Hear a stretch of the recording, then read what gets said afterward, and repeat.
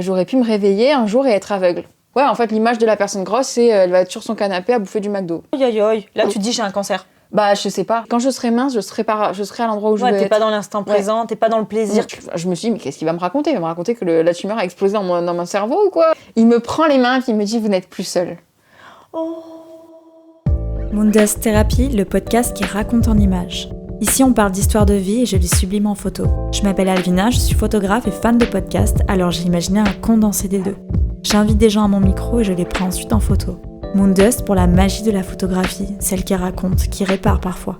Thérapie pour les bienfaits de se raconter, en paroles et en images. Alors j'espère que ces histoires vous inspireront et je vous souhaite une bonne écoute. Bienvenue à Moondust Therapy. J'ai pas fait d'introduction pour les autres épisodes. Écoutez, j'apprends, hein, voilà. Là, j'en fais un. Donc, mon invité du jour, c'est Camille. Coucou. Qui est une de mes futures mariées. Donc, pour ceux qui ne le savent pas, je suis photographe de mariage. Et Camille, je l'ai rencontrée sur un mariage. Et c'est souvent comme ça que j'ai des mariages, d'ailleurs, de bouche à oreille. Et du coup, l'année prochaine, je te marie. La meuf, elle est curée aussi, très faux. C'est ça, parfait. Non, mais voilà. Et du coup, je suis trop contente. Comme ça, on va apprendre à se connaître carrément plus, là. Oui, je pense que ça sera chouette, encore plus, d'avoir partagé ce moment-là ensemble. Ouais, quand on va se voir l'année prochaine, on sera en mode ça va, ce sera vraiment... Je doutais pas de ça, en vrai, non plus. Même clair, sans ça, il y a eu un truc qui se... Waouh. Quand tu m'as dit, tu veux bien faire mes photos de mariage, quand on a fait le visio, c'était d'une fluidité. Et c'est ça que je recherche en tant que photographe aussi. Donc... joie, bonheur. Et du coup, quand j'ai parlé de ce projet-là sur Internet, tu m'as dit, moi, j'ai peut-être des choses à dire, tout ça. Quand j'ai vu Moondust Therapy, je me suis dit, peut-être que c'est un signe. C'est parce que la lune, elle est hyper importante pour moi, elle me guide. Et depuis très longtemps, et ça a aussi fait partie de mon histoire, c'est ce que je vais te raconter, je me suis toujours reposée sur la lune. Et je me suis dit, Moondust Therapy, je veux dire, en plus, c'est ton travail que j'aime beaucoup. Donc je me dis, là, il y a un truc peut-être. Et en plus, il faut que je témoigne de mon histoire parce qu'il faut que ça change. Et donc oui, c'est parti d'un harcèlement. Alors je sais pas si c'est vraiment parti de là, mais en tout cas j'aime le raconter dans le début de mon histoire. Et ça se rapproche vraiment.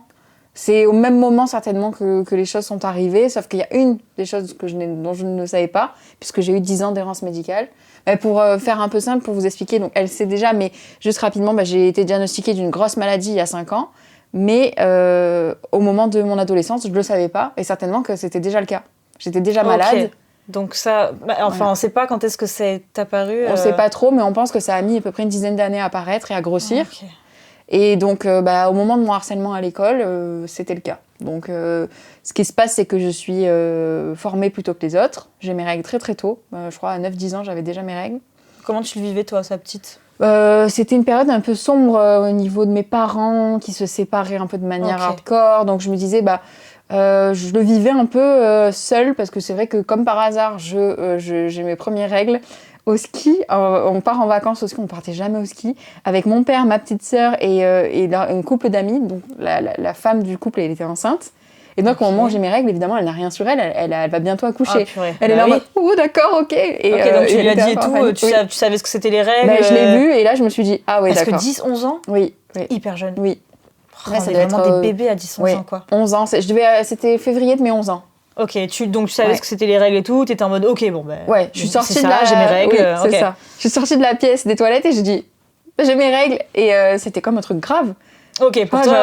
pour moi, pas du tout, mais pour les personnes qui m'entouraient, c'était waouh. Et comme il n'y avait pas de femmes qui avaient conscience de ça, oui, c'est peut-être ma jeunesse ou je sais pas, peut-être juste des personnes qui n'ont pas l'habitude de comment réagir à ce moment-là si tu l'as pas vécu. C'est sûr que selon ton histoire, parce que les règles c'est un peu tabou parfois dans des familles, alors que ça devrait tellement pas, quoi. Oui, c'est ça.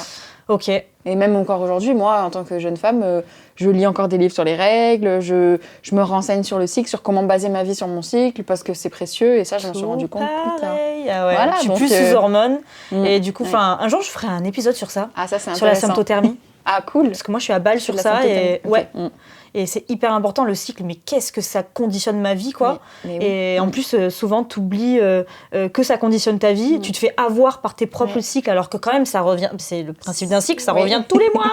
Et parfois tu dis mais j'en suis peut-être là alors que tu suis le truc. Oui. C'est comme si on était surpris par le printemps quand le printemps arrive, tu vois. C'est exactement mais ça. Mais en fait non, juste là ça y est, l'hiver est terminé, c'est marrant, il y a ça qui se passe. Depuis toujours en fait frère, non mais C'est un truc de fou, quoi. Ouais, c'est pareil. Mais c'est le printemps, ça arrive pas si souvent quand même. Ouais. Il y a plein de trucs entre-temps. Nous, c'est tous les putains de mois, c'est ça qu'il faut... Tous les fins de mois, il y a un moment où on se dit, je suis vraiment de mauvaise humeur quand même. Ouais. Tadam. Avec JB, ça nous arrive souvent de s'engueuler. Et il me dit, attends, t'en es où là? Time is it. SPM. Mais mon amour, mais tu pouvais pas me le dire, viens, câlin. Et moi, je suis là, mais je savais plus. Il me dit, bah oui, mais bon, limite, il suit plus que moi. Enfin bon, bref. Donc c'est précieux. Et c'est aujourd'hui, hyper tu vois, précieux. nous, les femmes de notre génération, peut-être qu'on saura accompagner nos enfants, Il nos faut. filles ou les personnes avec qui on travaille. Moi, pour mon cas, je travaille dans le social, donc c'est le cas. Ah bah ouais. Et ce sera pas du tout la même réception que moi j'ai pu avoir il y a quelques années. Je les blâme pas, mais Non, juste voilà. faut pas les Donc blâmer, c'est vrai. j'étais réglée très tôt. Et donc ce qui n'a pas été aussi suivi et où j'ai pas été accompagnée, c'est le fait d'être formée plus tôt. Donc apparition de la poitrine plus tôt, les poils plus tôt, et pas forcément une maman qui était en capacité de pouvoir m'aider à ce moment-là. Et donc j'arrive au collège. Un peu fragile parce que je venais d'une ville de province, alors plus provinciale, vraiment dans la campagne profonde du 13, et j'arrive dans un collège où c'est citadin, et ils sont pas du tout la même façon de voir, de penser la vie que moi à 11 ans. C'était des personnes différentes, tout simplement. Et donc, ce qui se passe à ce moment-là, c'est que y a un décalage, et ils sont déjà... c'est un groupe de garçons surtout très moqueurs. Puisque j'ai pas les marques qu'eux ils ont, j'ai peut-être pas forcément les mêmes réflexes. Moi j'étais dans une école où c'était vraiment une petite école de village, il y avait beaucoup de bienveillance. Là j'arrive un petit peu dans un peu la cour des grands, quoi. Ouais, t'es jetée dans c'est ça. au lion là. Oui. Mais t'avais quel âge, excuse-moi du coup J'avais 11-12 ans parce que je suis début Voilà. d'année. Donc oui, voilà, en effet. j'arrive Donc en là, les sixième. règles, Oui. vraiment la même année, quoi. Oui, la même D'accord, année, ok. j'arrive en 6e, Wow. et donc là, il y a un harcèlement qui commence à se mettre en place par un groupe de garçons, qui sont Ok. à peu près 5 ou 6, Ok. et qui s'en prennent à moi puisque je suis déjà formée, et donc ils disent que je suis grosse. Voilà, c'est leur... Ok. C'est le point de départ de tout ce qui va m'arriver par la suite, parce qu'en fait, moi, à ce moment-là, je me pose pas tant de questions sur mon poids. J'ai toujours eu une 10, couple 11 ans, normale. Tu es un enfant, Oui. puis tu fais... Oui. T'as pas un regard sur toi Non, déjà, oui. Ouais. pas sexualisé du tout. Bah ouais, c'est aussi pour ça que c'est un groupe de garçons, et ça oui. compte. Oui, puis mais les seins, directement, Oui. c'est sexualisé, quoi. Ouais, ah oui, tout à fait. Enfin, je Ouais. rappelle vraiment de certaines remarques qu'ils m'ont dit. Il y a des tonnes de choses qui se sont passées, et avec le recul, je pense que c'est vraiment leur incompréhension face à un corps qui peut-être leur pose des questions, parce que c'est un corps de femme qui est formé et qui du coup va peut-être pas avec les autres, ou je sais pas ce qui s'est passé. Mais sauf qu'ils m'ont pris à partie, et c'est vrai que pour moi je trouve que c'est dur, mais c'est important d'en parler. Je sais pas quel était le discours des parents peut-être à leur maison, ou peut-être que c'est l'effet de groupe. Peut-être qu'il n'y en avait pas. Ouais, Voilà. l'effet de groupe, peut-être qu'il n'y en a pas. Qu'est-ce que... Il y a la télé aussi, qu'est-ce que... Ouais, on sait pas. Pouah, Nous, on c'est- était aussi la génération où dans les clips, les nanas, elles étaient très minces. Bien sûr. Enfin, c'est pas du tout comme aujourd'hui, il y a quand même un essor de le body positive. Enfin, c'est plus simple d'avoir un corps différent des autres, même si c'est quand même compliqué. Oui. Mais à l'époque, c'était pas du tout le cas, c'était Ah pas ouais. dans les mœurs. Ah ouais, c'est clair. Oui, je me rappelle. Ouais. Ouais. Donc, ce qui s'est passé, c'est que ils ont commencé à s'en prendre à moi, et c'est même allé jusqu'à ils m'ont tapé, c'était un peu du vrai harcèlement, mais aussi comme en ronde autour Physique. de moi, physique. Ouais. Ouais, ils m'ont Pas que tapé, des moqueries, ils m'ont baissé le pantalon, ils m'ont craché dessus. Enfin, il s'est passé des trucs graves. Waouh. Et moi, j'en ai pas parlé à mes parents. D'accord. Et ok. ils ont su il y a pas tant de temps que ça. Oh là hein. là. ok. Ouais, je l'ai vraiment gardé pour moi. Et je l'ai aussi dit à aucun adulte. Et surtout, les adultes qui ont vu ça, ils n'ont rien fait. Il y a des... Oui. Tu as vu des Ouais, adultes voir. Oui, Incroyable. en mode, encore une fois, c'est... Alors, pas tout ce qui s'est passé, hein, pour leur défense. Voilà, je pense qu'ils ok. auraient vu les trucs les plus hardcore, ils m'auraient défendu, mais... Ok. Ouais. Ouais, ça commence tu vois par bien juste... que ouais. c'est récurrent et c'est Oui. toujours la même qui sont Ouais. embêtée par toujours les mêmes. Ouais, Quoi. c'est ça. Et tu dis rien. Oui, Ah ouais, ça c'est Mm. c'est plus possible. c'est ça.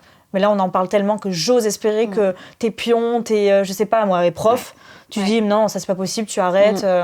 Pousser les enfants aussi à aller parler à des adultes. Je pense qu'il y a ça. Et il y Pourquoi a t'en aussi... parlais pas, excuse-moi, pourquoi t'en parlais pas aux adultes? Donc mes parents, c'est parce que je les sentais pas en capacité de pouvoir recevoir ma parole. Voilà, ils étaient vraiment à un niveau T'avais de... la maturité de te dire, ils vont pas comprendre, laisse Ouais. tomber. Ouais, c'est pas qu'ils vont pas comprendre, c'est que je voulais pas les embêter avec ça, ils avaient déjà leur truc. Et vraiment, enfin, Ok. moi, il y a une double histoire, c'est que dans mon histoire et dans mon malheur, comme j'ai été un peu, pas parentifiée, mais j'ai un peu pris le rôle de mes parents pour certaines choses, pour ma petite sœur, pour tout ça, j'avais des choses à gérer plus graves. Et en fait, tellement j'étais déjà dans une forme de responsabilité que je me disais, mes parents, en fait, c'est du harcèlement à la con. Enfin, Tu minimisais Ouais. par rapport à d'autres choses plus graves qui t'arrivaient. c'est ça, exactement. Alors que c'était en train Oui. de prendre Oui. des choses, Ouais. de casser des choses en toi très Oui. importantes. Mais ça, Ouais. déjà que t'avais sûrement la maturité de te Ouais, dire. ou peut-être la dissociation Déjà, c'est aussi, hyper tu vois. mature de se dire ça. Je sais pas, peut-être, mais... La dissociation aussi. Aussi ouais. la dissociation, Ouais. me dire en fait ce qui m'arrive à l'école c'est un fait, genre Ok. je prends du recul et puis après je rentre à la maison et je gère. Ok. Tu vois, c'était vraiment à ce Ouais, niveau-là. ouais, tu avais besoin de très jeune. compartimenter Oui, je et pense. pas tout mélanger. Ouais. Ok. Donc c'est pour ça. Donc tout ça, c'est sur un an que ça s'est passé ? Oui, à peu près. Ok. Et puis très rapidement, par contre, quand j'ai arrêté de compartimenter et que là, j'ai commencé un peu à juste me rendre compte que j'avais un corps, que ce corps, j'avais du mal à l'accepter, que je voyais aussi que il rentrait pas forcément dans la norme. Alors j'étais pas énorme, mais en fait, même si je l'étais, je me méfie beaucoup de ce genre de choses parce que même si j'étais obèse, morbide, en fait, il y a pas d'échelle au niveau du poids. Je trouve que personne ne peut juger la santé de quiconque. Une personne mince, très mince, peut être très mauvaise santé. Personne n'a une prise de sang sur lui pour pouvoir dire lui il est en bonne santé, lui il est en mauvaise santé. Mais par contre, dès qu'on est gros ou qu'on est très maigre aussi, ça marche avec les extrêmes, je trouve. Enfin, peu importe le problème physique qu'on peut avoir, la différence, ça va être jugé. Et c'est ce que je voulais dire. Oui, aujourd'hui, je pense qu'il faut que ça change et que les adultes s'en emparent, mais il faut aussi qu'ils aient le bon discours derrière. Parce qu'en fait, je pense que si les personnes adultes qui se rendent compte de le harcèlement, elles pensent elles-mêmes de manière grossophobe, elles vont juger ou elles vont pas quelque part elles vont accepter la forme de c'est pas accepter le harcèlement mais c'est le soutenir d'une certaine façon. Voilà, en fait il faut briefer tout le monde, il faut essayer de passer les bons messages. De quoi, parce que moi aussi j'ai été harcelée en école d'esthétique quand j'avais 15-16 ans. C'était moi, pourquoi, des filles toi du coup. Parce qu'en fait il n'y a jamais une raison, mais si tu arrivais à le dire, c'est carrément, quelle différence qui en fait est ta force au final peut-être aujourd'hui a fait que tu t'es fait harceler? Déjà moi j'étais un peu émo. Ok. Je sais pas si c'est ça, parce qu'elles me reprochaient pas ça. Et elles étaient pas émo quoi, plutôt un peu mainstream, mais en tout cas elles aimaient un peu les mecs, les bad boys, les machins. Moi j'étais émo, j'étais chill, et j'ai dit non. Est-ce que c'est ça? Je sais pas. Un jour j'ai dit en fait non. À l'époque je fumais des cigarettes et tous les jours elles me demandaient des cigarettes et un jour j'ai dit non. Je suis pas ton tabac en fait. Là-bas il y a un tabac, tu veux t'acheter des cigarettes. T'as posé tes limites là où peut-être elles se faisaient. Elles ont dit mais toi t'es une raccro. J'ai dit si tu veux le terme, utilise raccro, mais en attendant j'ai pas l'argent pour te. Enfin voilà, je l'ai rembarré, ça l'a énervé et c'était. Elles rigolaient pas ces meufs, elles avaient des couteaux sur elles et tout machin, elles faisaient peur quand même, tu vois. Ah oui, ok. Donc je pense que je me suis fait petite. Plus, j'étais pas la seule à être harcelée. Il y avait d'autres meufs qui étaient harcelées pour d'autres raisons, parce qu'il y a des meufs timides, etc. Et après, j'ai été harcelée sur mon physique, parce que j'ai un grand front. Enfin, selon elles, j'avais un grand front. Il y a eu un épisode hyper humiliant aussi où tout le monde a ri de mon front en même temps dans la classe. Genre, tu sais, cauchemar, tu vois. Ouais, ce genre de truc où on est en rond et qu'il se passe un truc sur. Du coup, et les personnes harcelées, elles disent tout le temps ça. Souvent, c'est ce qui revient. Marque. Ouais, exactement. Logique, c'est la loi du nombre aussi. C'est ça. Et du coup, tout ça pour dire quoi que qu'est-ce que j'aurais aimé à l'époque, parce que moi j'en ai parlé à ma maman. Par contre, ma mère direct, je lui ai dit, ma mère elle a un fort caractère. J'étais très proche d'elle et je savais que pas de problème, je pouvais lui dire tout ça. Et elle allait dans le bureau de la directrice quasi tous les jours pour lui mettre la tête comme ça, pour lui dire ça ne va pas, c'est meuf, ça c'est problématique. Et en fait, la directrice en avait rien à carrer et elle l'a rembarré, genre mais non, mais elle essayait vraiment de tasser le problème, quoi. Et donc, moi j'ai pu le dire à des adultes, etc. Donc on va dire que c'est une chance. Mais ça n'a pas changé le problème, tu vois. C'était quand même là et ça. Tant que la direction ne prend pas, j'ai l'impression, le problème vraiment à cœur et essaie de changer les choses. Alors, qu'est-ce qu'il faudrait faire? Réunir tout le monde, en parler ouvertement. Toi, quand t'es harcelé, tu te dis, mais je vais encore plus me faire harceler après. En fait, c'est hyper délicat, quoi. Ouais, il y a un truc de... en fait, ça va se retourner contre moi parce qu'entre guillemets, j'ai balancé. Et encore, nous, il n'y avait pas les réseaux. Parce que moi, il y avait Facebook à l'époque. Toi, t'avais 11 ans, mais moi, j'avais 16 ans. Et elle avait fait ça. Ah oui, sur les réseaux. Moi, c'était pas tous les jours. Donc, je sais pas si c'est du harcèlement sur les réseaux, mais il y avait eu quelques posts qui sortaient de l'autre, elle a nana, elle a fait ci, elle a fait ça. Et je voyais les messages qui parlaient de moi sur la place publique, quoi. Moi, j'étais là, genre, je peux lire, en fait. Bref. Il faut que ça change. Il faut que ça change. Le pourquoi, du comment, qu'est-ce qu'il faudrait mettre en place? Déjà, parler, c'est très bien. Pouvoir parler à ses parents, bien entendu, c'est déjà la base. Après, est-ce que la fuite, changer, partir, parce que c'est toujours, parfois c'est pas possible. Je sais qu'il y a j'ai des témoignages d'enfants qui ont été harcelés, qui ont dit qu'en fait ils s'étaient repassé la même chose dans le même endroit. En fait, je sais pas si avec le recul c'est horrible, mais moi je me dis en tout cas pour moi que c'était un peu ce que je devais porter, expérimenter dans ma vie et que ça fait qui je suis. De toute façon, vaut mieux. Voilà, de toute façon, on l'a vécu, c'est derrière nous, donc tant qu'à faire, en tirer du positif. Moi, je sais que ça m'a permis d'avoir un caractère plus fort, quoi. Je sais pas toi, mais du coup, déjà que je l'avais, je pense, un petit peu, là, j'étais déter, quoi. Tu pouvais pas me faire chier, tu pouvais pas me parler, tu pouvais pas... Mais après, il faut trouver le curseur.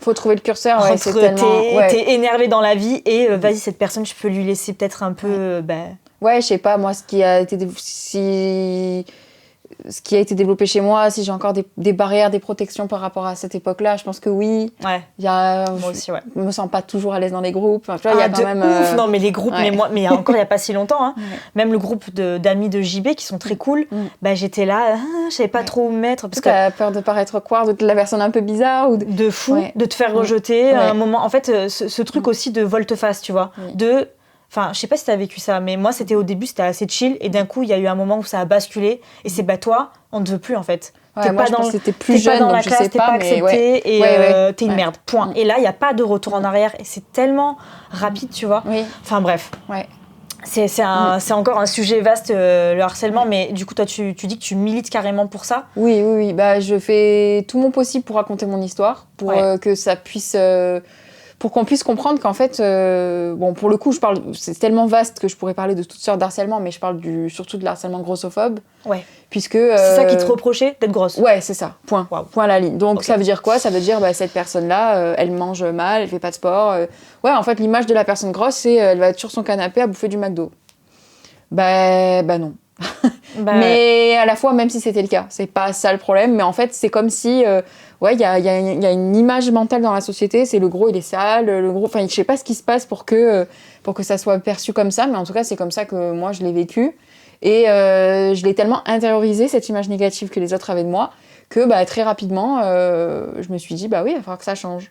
Moi, mon corps, c'est un problème. D'accord. Donc, je vais faire en sorte que ça change. Ça. Ouais. Il faut que je fasse quelque chose pour rentrer dans leur case. Et comment... À quel âge tu t'es dit ça, du coup ? Juste dans la foulée, quoi, peut-être 12-13 ans. Mais qu'est-ce qui se passe ? Je fais un raccourci. Qu'est-ce qu'on voit dans les médias ? Qu'est-ce qu'on voit à la télé ? Qu'est-ce que les médecins me disent ? En fait, la solution, c'est les régimes. Okay. On va me rééquilibrer. Alors, même ceux qui disent rééquilibrage alimentaire, on va mieux manger, on va compter ses calories, machin. C'est ça la solution. Donc moi, je suis allée vers ce qui est le plus fort, on va dire, sociétalement, au niveau de la publicité, qui est une industrie. Il n'y a pas grand monde qui le sait, mais c'est les régimes. Et donc, j'ai fait un fameux programme à Point. À 11-12 ans. Oui, j'ai demandé ça à Noël. Donc. Et je l'ai eu. Non, mais à 11-12 ans, tu demandes des CD ou des... Ouais. Je sais pas, moi, qu'est-ce que tu demandes à 11-12 ans Plein de choses. Un téléphone. J'ai peut-être eu d'autres choses. Je pense que c'est que j'étais tellement persuasive qu'ils se sont dit, oui, en fait, elle a raison. Et puis, c'était pas forcément vu comme quelque chose de négatif. Il y avait des pubs à la télé. C'est vrai que c'est un peu binaire. On se dit, en fait, c'est la réalité. Et puis perdre du poids, c'est bien, c'est bon. C'est ça, un enfant qui veut lui-même prendre soin de sa santé en commençant l'enfer des régimes, c'est super. Mais ça, c'est vrai qu'avec le recul, c'est une dinguerie, surtout pour tout ce que ça a contribué ensuite à me dérégler complètement mon rapport au corps et à l'alimentation. Mais ça, je pouvais pas le savoir à l'époque. Non. Donc voilà. Mais c'est les médecins qui t'ont... Alors, il y a ça aussi, tu disais le médecin. Alors, d'abord, j'ai commencé par Weight Watcher. Ensuite, je n'ai pas réussi. J'ai commencé et je voyais bien que pour une enfant, on se fait pas à manger soi-même. Donc en fait, quand on est invité, quand on va à la cantine, quand c'est papa-maman qui nous font à manger, on va pas compter combien il y a d'huile dans la salade. Moi, je me rappelle... Mais surtout à 12 ans. Mais oui, mais... Moi, depuis tout à l'heure, j'ai ton âge en tête. Hein. Oui, je sais, mais moi, je suis pas en mode, t'as même 18 ans, ok, mais tu vois... Ouais, Weight Watcher, ça doit être 12-13 ans. Je l'ai même refait après quand j'en avais 16. C'est vrai qu'il y a un truc qui était récurrent où je revenais là-dessus et je me disais, en fait, j'avais des copines à moi qui le faisaient. Ouais, c'est une vraie, c'est the entreprise. Et après, il y a eu les régimes du camp, les machins. Et puis après, t'as toujours quelqu'un, quand t'es rentré dans la famille des régimes, t'as toujours une tata ou quelqu'un qui a dit, mais moi j'ai réussi ça, fais-le, c'est super. Mais jamais personne se dit, mais en fait, on a tous repris le double ou le triple de ce qu'on avait perdu. Oui, il y a un après, quoi. Ouais, il y a peut-être un souci. Et puis personne va se dire, mais il y a peut-être des études scientifiques, médicales, qui racontent qu'est-ce que ça a comme répercussion, les régimes. Parce que ça voudrait dire que si tu commences un régime, toute ta vie, il faut toujours manger. Et c'est impossible, en fait. Oui, et t'es dans une boucle, en fait. Ok. Et c'est comme ça qu'ils fonctionnent, c'est comme ça que ça reste une industrie. Bah oui, ça les arrange que ce soit une boucle ainsi. Oui, j'imagine. Ah, mais... Ok. Ouais, et du coup, toi, tu as cet âge-là, tu commences les régimes. Est-ce que ça t'a développé des TCA, du coup sinon, c'est pas drôle. Mais oui, en fait... Ça va ensemble. Mais c'est le package. La petite panoplie. Okay, donc, le rapport au corps qui est complètement orienté sur même plus ce que c'est de ressentir les choses, que d'avoir un bon repas... que le sport, c'est pour perdre du poids et c'est pas un plaisir. Surtout qu'en plus, à cet âge-là, y a la piscine à l'école. Alors déjà, en étant harcelée, la piscine à l'école, c'est ça devait être le pire moment. Voilà, donc il y a ça. Il y a du coup de s'auto-juger permanent. Encore une fois, c'est t'internalises le regard des autres sur toi. Et donc, la boucle des régimes... Tu crois ce qu'il dit. Et tu crois ce qu'il dit. Et puis du coup, j'ai commencé à développer des TCA parce que qu'est-ce qui se passe ? Un régime, il va te brouiller tes sensations alimentaires. Un enfant qui naît, il sait quand il a faim, il sait quand il a plus faim. Tu vas pas lui enfoncer les biberons parce que s'il te dit qu'il en peut Mauvaise plus. idée. Mais qu'est-ce qui va se passer ? C'est que quand tu commences à grandir, il y a des réflexions, alors pas méchantes, mais je pense qu'elles sont héritées d'un ancien temps où il n'avait pas beaucoup à manger, etc. Mais le fameux « finis ce que tu as à manger parce que sinon tu n'auras pas ton dessert ». Après par exemple les cantinières qui ont tendance à forcer les enfants. Donc c'est très paradoxal, on est dans une société hyper grossophobe, mais on force les enfants à finir, alors qu'ils n'ont plus faim. Ouais. Et après, on te vend un régime 10 ans plus tard. Donc, il y a un truc qui va pas, quoi. Je me dis, il y a un souci, on nous fait perdre nos sensations. C'est pas logique. Ouais. Un enfant, toi qui as un enfant, c'est un mangeur intuitif. Quand ça... Quand elle veut pas manger, je m'en fous. Enfin, je m'en fous pas, pardon. Ouais, mais attention. tu respectes sa faim. Ouais. Alors, il y a toujours le truc tu goûtes. Oui.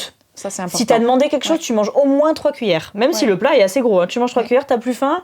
Alors mais moi je veux manger le chocolat. Ok, mais alors ça, tu l'as absolument pas mangé le légume. Tu manges au moins 1 ou 2 légumes. Ça, c'est pas de la curiosité alimentaire. Voilà. Et si elle veut vraiment pas et qu'elle veut que le chocolat, il y a un petit chantage, un minimum de non, ça, il faut le mériter. Si tu manges le chocolat, tu manges... Pas tu finis, tu manges un peu, voilà. Et après il y a le chocolat. Et très souvent ça marche bien et on est trop content. Mais par contre, si elle a pas envie de manger, on lui dit tu manges pas, il y a pas de problème quoi. Mais on veut pas que lui donner le yaourt au chocolat parce qu'elle a décidé qu'elle allait manger que ça. Il y a un moment faut un peu équilibrer, mais finir l'assiette jamais. Il faut une éducation alimentaire parce que l'alimentation intuitive, ça repose sur le fait d'avoir eu des parents qui nous indiquent un petit peu la bonne marche à suivre, la curiosité alimentaire, la variété de tout ce qu'il peut y avoir. Mais après, l'enfant, il a quand même en lui naturellement genre des phrases que je me rappelle, ma petite sœur, c'était tout l'inverse de moi. Okay. Et on lui disait souvent petite moineau, elle est toute maigre, et voilà. Et elle en a beaucoup souffert à l'inverse. Et moi, je me souviens que elle avait une phrase qu'elle disait souvent, c'est je veux plus de ça parce que j'ai plus faim de ça, mais j'ai faim du dessert. Et en fait, oui, ça s'appelle l'appétit spécifique, le rassasiement spécifique. C'est en fait, tu veux plus de quelque chose parce que tu te lasses de l'aliment. Et par contre, tu as encore faim pour une petite place, pour une autre chose. C'est intégré en nous. C'est comme une encyclopédie qu'on a. Mais ça, l'alimentation intuitive m'y a refait prendre goût et j'ai recompris. Parce que oui, il a fallu que je passe par là pour guérir des TCA. Puisque mes TCA, c'était devenu, en fait, j'ai plus de sensation de faim, j'ai plus de sensation de satiété, la nourriture devient une obsession. Et donc, en fait, qu'est-ce qui se passe ? Après, tu culpabilises parce que tu te dis, là, je mérite d'être gros. Là, maintenant, je mange trop, je fais parce pas assez de sport. Parce que tu fais tout ça et ça bouge pas. Parce que du coup, quand t'es ado, tu fais du sport aussi en même temps ? Oui, j'ai toujours été sportive. Tu faisais quoi ? Je faisais à balle de danse. J'adorais la danse, c'était ma vie. Ça m'éloignait un petit peu des problèmes familiaux, j'adorais ça. Après, j'ai fait de la muscu, j'ai fait des cours co, j'ai fait de la piscine, j'ai fait plein de trucs. Mais juste, j'arrivais pas forcément à avoir ce curseur de me dire je le fais pour moi, pour me faire du bien. Il y avait la danse à la limite. T'aimais bien quand même tout ce que tu as dit là ? Ouais, la danse surtout. C'est le seul sport où je me suis dit en fait là je le fais pour moi, ça me détend. Cool. Mais le reste c'était vraiment focus sur le poids. Et donc j'ai pas forcément minci ni grossi, mais j'ai fait le yo-yo pendant au moins, on va dire de la période de harcèlement jusqu'à même encore aujourd'hui. En fait, moi j'ai fait le yo-yo toute ma vie. Donc des grosses pertes de poids où je suis beaucoup trop maigre par rapport à ce que je devrais être par rapport à ma morpho, ou des prises de poids où je peux aller jusqu'à je fais 1m67, je suis allée jusqu'à les 90 kilos à peu près. Et donc toujours dans cette fluctuation et puis à toujours essayer de me dire je vais trouver des solutions. Enfin, il y avait des semaines, il y avait pas mais il n'y avait pas une semaine où je pleurais pas au moins une fois par rapport à mon poids, tu vois. Enfin, c'était vraiment, c'est mon combat. Bien sûr. Ça l'a été longtemps. J'imagine. Je suis en train de m'en éloigner, mais bravo. Mais et toi, tu te disais pas, il y a peut-être un autre problème derrière ça Si, franchement. En fait, en tout cas, j'espérais. Au fond de moi, finalement, c'est horrible, mais j'espérais qu'il y ait autre chose. En disant, je fais tout ce qu'il faut, ça marche pas comme moi je veux, il y a autre chose, c'est pas possible, quoi. J'en suis allée jusqu'à compter mes macronutriments, c'est-à-dire compter et peser le nombre de protéines, de lipides et de glucides qu'on a dans notre alimentation. C'est même pas peser nos aliments, compter nos calories, c'est compter les macronutriments. C'est ce que font les bodybuilders. Donc, franchement, j'aimerais être solide quand même. Alors à la limite, autant qu'il y ait les résultats. Et je faisais une quantité de sport de ouf, quoi. J'étais en Erasmus, je partais le matin à l'école, j'avais l'école à 9h par exemple, j'allais à la salle de 6 à 8. Après j'allais me préparer, j'allais à l'école, après entre midi et 2 j'allais au sport et j'ai retourné le soir. C'est n'importe quoi. Personne ne m'a dit calm down, c'est trop. Cool, et les coachs, ils voyaient qu'il n'y avait pas de résultats et tout. Incroyable. Donc après moi, qu'est-ce qui se passait ? Je me dis c'est encore de ma faute. Surtout qu'à l'époque, quand j'étais en couple avec un ancien rugbyman. Et lui, bon, il avait pris beaucoup de poids parce qu'il avait arrêté son activité, il s'était blessé. Et donc, on avait entrepris en même temps la même transformation physique. Enfin, lui, il avait une transformation de malade. Ok. Et moi, j'avais grossi de fou. Après, les hommes et les femmes, c'est différent. Déjà, mais c'était quand même, tu vois, on mangeait Tu la voyais même bien chose. que ça avançait pas de la même manière, Oui. quoi. Donc, bah ouais. Et je me disais, il y a quand Normal. même un souci, je ne fais que prendre du poids. Donc, Wow. j'arrive à un moment où je me dis, bah ouais, il y a un souci. Alors, j'ai essayé, j'ai vu des gynécos, j'ai vu des endocrinos, j'ai vu des médecins, j'ai vu des diététiciens, des nutritionnistes. Parce tous. que, est-ce que tu avais d'autres signes autres? Ouais, avec le recul, oui. Mais Tu les quand tu es voyais pas. dissocié de ton corps, après, tu te dis, bah le problème, c'est le poids. Enfin, comme je te dis, T'es à fond sur ça, Ouais. donc tu voyais rien d'autre, quoi. Quand tu es en surpoids, tu as une otite. On va te dire, c'est peut-être que vous êtes en surpoids, madame, faudrait Incroyable. perdre du poids. Moi, la première consultation de gynéco que j'ai eue, j'étais bien. Mon IMC, alors l'IMC, c'est aussi un gros débat, mais C'est assez limite, je voilà, crois. vraiment, énormément. Bah, un bodybuilder et un obèse ont le même oui. IMC. Alors que ça veut pas dire, ils ont Non. aucun rapport, les corps. Non, alors qu'il y a une personne qui est malade, qui a une maladie, et une personne qui fait attention à son corps, qui se développe sa masse musculaire à outrance, mais au final, c'est pas du tout les mêmes indicateurs de poids. Mais bon, bref. Et donc, du coup, les médecins, donc la première gynéco, elle m'a dit, si vous continuez comme ça, vous pourrez jamais avoir d'enfant, ou des trucs, mais horrible. Et elle m'a pas donné de prise de sang. Voilà. Elle m'a donné une pilule qui convenait pas du tout à qui j'étais. Oh, putain, la pilule. Sans me donner de prise de sang non plus. Enfin, vraiment des dingueries. Je pense que j'ai pas eu de chance parce qu'il y a des gens certainement super. J'espère que ça va changer dans la formation des médecins. Mais j'allais voir des médecins et puis je repartais avec un régime. J'ai une endocrino, donc je m'en rappellerai toute ma vie. Et j'en suis sortie avec l'envie, en fait, pas de la boulimie, de l'hyperphagie. De me dire, ah ouais, ok, elle veut que je fasse un régime, je vais me goinfrer. Et c'était horrible parce que je lui expliquais que je mangeais sain, que moi je faisais tout moi-même, que je faisais très attention à ce que je mangeais, etc. Et c'est un truc tout con, c'est un détail qui m'est resté, mais je lui dis que j'aime pas les yaourts. Et elle me donne un plan alimentaire où il y a un yaourt, bien sûr, à la fin de tous les repas.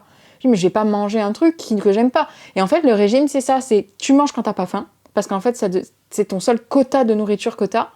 Donc en fait, même si t'as du poisson blanc et du brocoli le midi, t'as qu'une hâte, c'est de manger ça.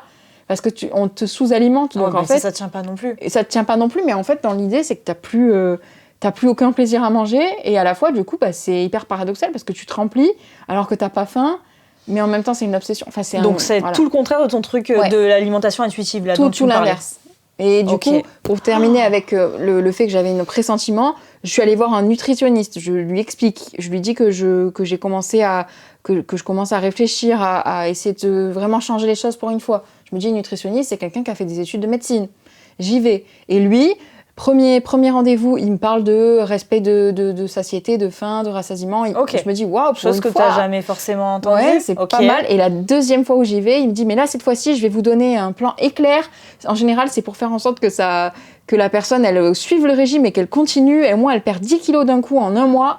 Et après, au moins, on repart sur le bon... boost et que ça la... Et il me dit, alors, qu'est-ce qu'on va faire c'est des sachets, alors goût cookie, des omelettes, goût lardon, goût bacon. Au secours. C'est des sachets d'omelettes. Ça me dégoûte ce que tu tu casses dis. 3 œufs dans et le sachet à 3 balles. Tu casses 3 œufs dans un bol, tu fais ton omelette. Ouais. En fait, c'est quoi le problème? C'est que tu crois que les gros, ils aiment que le goût bacon et c'est cookies et des trucs à boire. Les petits bébés, là, on va mettre un peu de chocolat dans je sais pas quoi pour l'attirer. Donc ça a été... Et là, je me suis dit, ok, donc là, terminé, et j'ai découvert l'alimentation intuitive. Et t'avais quel âge? Tout ça, c'est arrivé toute ton adolescence? Ça, c'est toute mon adolescence. J'arrive à peu près à mes 20 ans. D'accord. 21, 22. Je découvre l'alimentation intuitive. Ok. Suite à ce ras-le-bol total des médecins, et en me disant, en fait, personne ne m'écoutera. Donc, je découvre l'alimentation intuitive, que je recommande vraiment, mais 1000% à toutes les personnes qui ont des problématiques de poids. Parce qu'en fait, c'est miraculeux, c'est un changement total. Aujourd'hui, je ne compte plus rien, j'ai tout changé dans ma façon de m'alimenter. Les TCA sont loin de moi, donc surtout les personnes qui ont les TCA, regardez l'alimentation intuitive. Il y a un livre traduit qui est super. Et c'est surtout l'alimentation intuitive qui m'a sauvée. Et t'as découvert ça où? T'as cherché toute seule? J'ai cherché toute seule. D'accord, sur Internet. Ouais, et en fait, je sais pas comment ça a été... Ça t'a parlé? Oui. Ok. C'est tellement troublant et c'est tellement différent de tout ce que j'avais vu en étant dans la boucle des régimes toute ma vie. Eh oui. Que je me suis dit, en fait, oui. De toute façon, t'avais plus rien à perdre aussi, oui, quoi, j'imagine. C'est ça. Et du coup, alors ça consiste en quoi? Ça consiste en plusieurs règles. Je crois qu'il y en a une série de 12 à peu près. Je les connais pas toutes par cœur, mais je sais que la première est la plus importante pour ces deux. Donc, c'est 2 diététiciennes américaines qui ont créé ça. Et qui surtout, dans le but, c'est de décentrer les personnes sur la problématique du poids et de les guérir de leur TCA. Et donc la première règle, c'est d'abolir tout ce qui concerne les régimes. Tu oublies. Tout, c'est-à-dire vraiment, oui, peser. ne plus se peser, ne plus se compter, ne plus se mesurer. Tout ça, on le met de côté. Et au début, quand ça a été notre vie pour toujours et qu'on croit dans notre système de croyance que c'est juste la normalité, c'est extrêmement difficile, ça fait même peur. Et j'en ai même parlé autour de moi à des gens qui m'ont dit mais tu dois c'est tout, n'importe quoi. Tu dois limite devenir une autre personne, quoi. Ouais, quasiment. Ça, c'est vraiment incroyable. Et surtout, c'est sourcé. C'est des personnes qui montrent au niveau scientifique et médical qu'est-ce que ça a comme conséquence les régimes. C'est quelque chose que j'avais jamais vu. Qui montre à quel point ça récidive, à quel point ça peut entraîner des TCA, mais de manière scientifique prouvée. Donc là, tu découvres ça, quoi. Ouais, je me dis, waouh. Tu dis, putain, des années de recherche. Et... Ça, ouais. Ok. C'est waouh. Ouais. Et après, je sais pas tous les autres points, mais il y a faire la paix avec son corps. Donc, apprendre à l'aimer tel qu'il est déjà maintenant. Parce que c'est tout bête, mais ils disent des trucs qui m'ont marqué, du genre, si déjà vous vous habillez pas confortable et que vous gardez ce jean où vous vous direz, peut-être que je vais y rentrer quand j'aurai fait mon régime, peut-être que si vous vous permettez pas d'aller en vacances, parce qu'il y a des gens qui ne se permettent pas d'aller sur la plage. J'ai été ce genre de personne parce que je voulais pas me mettre en maillot. C'est hyper triste. Et c'est tout le temps un après dans ta vie. Et c'est quand je serai mince, je serai à l'endroit où je veux être. T'es pas dans l'instant présent, t'es pas dans le plaisir, t'es pas dans je vis. Oui. Et ton rapport avec l'amour, les hommes, la sexualité, tout ça, tu vois, genre, ça a dû te... Dissocier, beaucoup. Moi, j'ai été beaucoup dissociée dans ma vie de femme, ma vie sexuelle. Je vraiment reconnecter, on va dire... à l'aube de mes 25 ans. C'est chaud. Ça fait longtemps. C'est un gros dodo, ça. Ouais. Ce serait une autre vidéo entière à faire. Écoute. Et parce que vraiment, c'est un gros dos. Mais j'ai découvert pas mal de trucs par rapport à ça. Et j'ai eu une longue relation où j'étais complètement endormie. Protégée. Mais c'est pas non plus trop éloigné de ce que le poids il peut représenter. Parce qu'après, j'ai réfléchi aussi à... en fait, ce poids, à quoi il sert. Et en fait, il nous protège. Souvent, c'est un peu une bulle qu'on va se créer entre soi et les autres, entre sa propre peau et les sensations. Et c'est vrai que les personnes qui ont du surpoids, si on cherche un peu plus loin, qu'on va fouiller dans d'autres spécialités, souvent on nous dit que c'est parce que ce poids, il sert à notre corps.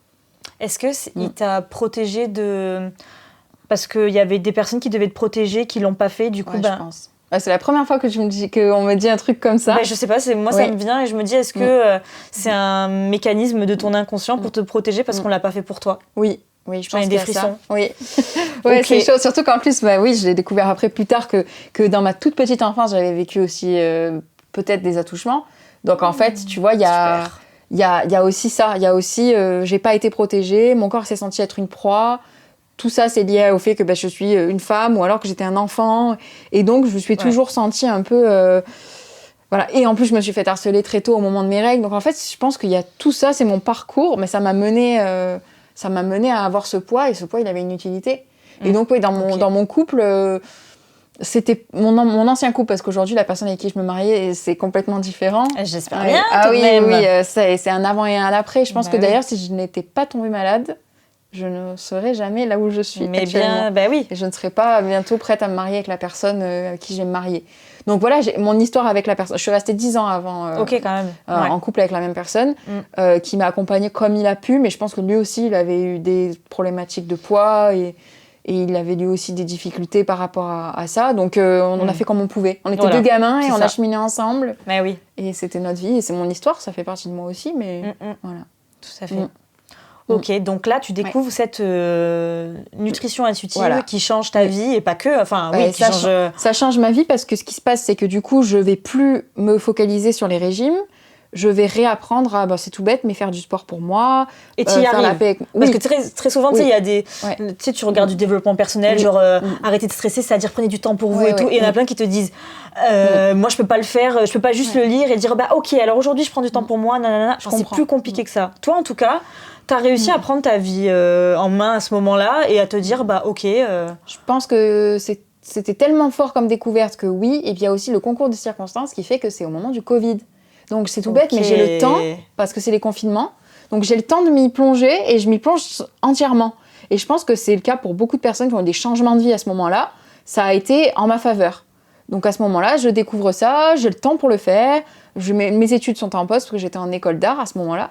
Et donc en 4e année d'école d'art, j'ai le temps pour le faire et puis je me pose. Et puis me reposer sur moi aussi et juste comme tout le reste s'arrête, Mais là, je me dis, ok, bon, que ça va mieux quand même, mais je me sens pas bien. Il y a un problème. En fait, j'ai souvent mal à la tête quand même. Et puis ouais, j'ai très mal à la tête, en fait, vraiment. Ok. Je me dis, c'est vrai que... Pour toi, c'était migraineuse, C'est des quoi. migraines, ouais. Ok. Je me dis, c'est des migraines. Depuis toute petite, je dis à mes parents, je ne vois pas, je ne vois rien. Et je vais voir des ophtalmos, et puis les ophtalmos, ils me disent, non mais tout va bien, pas de problème de yeux, vous n'avez pas de problème de dioptrie. Et puis mes parents finissent par me dire, mon père, je me rappelle en sortant d'ophtalmo, il rigole, il me dit, mais tu veux des lunettes pour décorer, en fait, mais en mode, tu veux faire... C'est quoi le truc, là Et il était là, je comprends pas, c'est bon, on a vu... Et je dis, bah non. Puis en fait, au bout d'un moment, on t'auto-persuade que t'es en bonne santé. Tout va bien. Ouais. Donc tout va bien. En surface, ça va. On regarde plus par rapport aux yeux. Donc je vais à la neurologue. Le neurologue me dit non, vous êtes migraineuse. Et puis après, on me dit, mais en fait, c'est peut-être vos dents. Oui. Vous avez les dents de sagesse. Okay. Ouais. Et donc, je me fais opérer des dents de sagesse en 2020. Fin 2020. Je sais plus si c'est... Oui, c'est ça. Après les premiers confinements, etc., j'avais le masque et tout. Oui, c'est ça. Donc fin 2020, je me fais opérer des dents. Et donc anesthésie générale. Et donc, je commence ma 5e année d'études, donc c'est la dernière année d'études d'école d'art, c'est l'année du diplôme. Et donc, je commence cette année en essayant de me remettre de mon opération des dents de sagesse qui avait eu lieu en août. Et je suis fatiguée, sa mère. Mais quand je te dis fatiguée, j'avais l'impression de jamais pouvoir... Je dormais, ça allait pas. Mais j'avais une bonne santé mentale, donc pas de dépression. Juste, je me traîne et je continue à faire du sport. Et après combien de temps, tout ça ? Bah, tu vois, je me suis fait opérer en août jusqu'en, on va dire, octobre. À peu près en octobre de cette année, je me dis... C'est long pour une convalescence, quand même. Ouais. Bizarre. Je me dis, en plus, c'est censé aller mieux, j'ai enlevé mes dents. Ouais. Donc, je me remets pas de l'opération. Et puis surtout, je fais du sport. Et le sport...